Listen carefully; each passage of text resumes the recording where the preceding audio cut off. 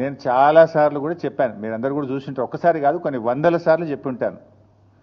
ఇవాళ కేసీఆర్ గారు మా పార్టీ అధ్యక్షుడు, ఆయన యొక్క ఆదేశాలను తూచా తప్పకుండా పాటించే ఒక క్రమశిక్షణ కలిగిన కార్యకర్త హరీష్ రావు అని చెప్పిన.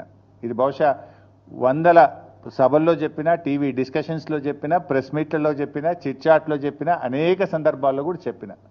సో మీరు అన్నట్టు కేటీఆర్ గారికి నాయకత్వం అప్పచెప్తే స్వాగతిస్తాను, డెఫినెట్గా ఐ కోఆపరేట్.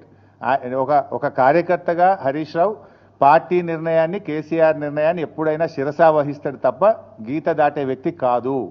ఇది నా 25 ఏళ్ల రాజకీయ ప్రస్థానం చూపిస్తుంది. 25 ఏళ్ళ నుంచి నేను బీఆర్ఎస్ పార్టీలో ఉన్నాను. పార్టీ జెండా పుట్టుక నుంచి ఈ రోజు వరకు కేసీఆర్ గారి అడుగుజాడల్లో వారి సూచనలకు అనుగుణంగా పనిచేసేటువంటి ఒక కార్యకర్తగా హరీష్ రావు పనిచేసిండు, రేపు కూడా చేస్తాడు. Thank you.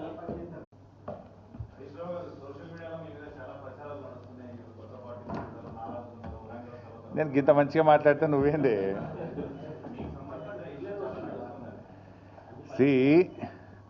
సోషల్ మీడియాలో వచ్చిన వార్తల మీద ట్విట్టర్లో నేను అదే రోజు ఖండించిన. 1, 2, చివరికి మా నాయకులు దాసోజు శ్రవణ్ గారు, ఎర్రోల శ్రీనివాస్ గారికి చెప్పి పోలీస్ స్టేషన్లో కంప్లైంట్ కూడా ఇచ్చి, ఆ కంప్లైంట్ను కూడా నా ట్విట్టర్లో పోస్ట్ చేసి ఇటువంటి ఫేక్ ప్రచారం నమ్మొద్దని, తక్షణమే డీజీపీ గారు వీళ్ళ మీద చర్యలు తీసుకోవాలని చెప్పి కూడా నేను రాష్ట్ర డీజీపీ గారిని కోరిన విషయం కూడా మీ అందరికి తెలిసిందే కదా.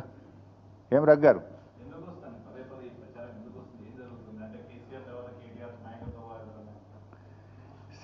ఆ పంచాయతీ లేదు మా పార్టీలో. నేను చాలాసార్లు కూడా చెప్పాను, మీరందరూ కూడా చూసింటారు, ఒక్కసారి కాదు కొన్ని వందల సార్లు చెప్పి ఉంటాను.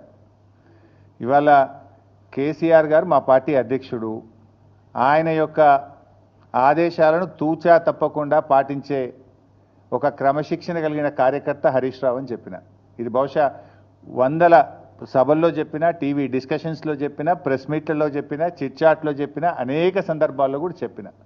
సో మీరు అన్నట్టు కేటీఆర్ గారికి నాయకత్వం అప్పచెప్తే స్వాగతిస్తాను, డెఫినెట్గా ఐ కోఆపరేట్. ఒక కార్యకర్తగా హరీష్ రావు పార్టీ నిర్ణయాన్ని, కేసీఆర్ నిర్ణయాన్ని ఎప్పుడైనా శిరసా వహిస్తాడు తప్ప గీత దాటే వ్యక్తి కాదు.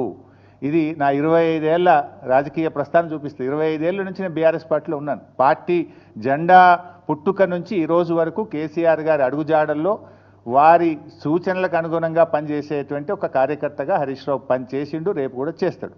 Thank you.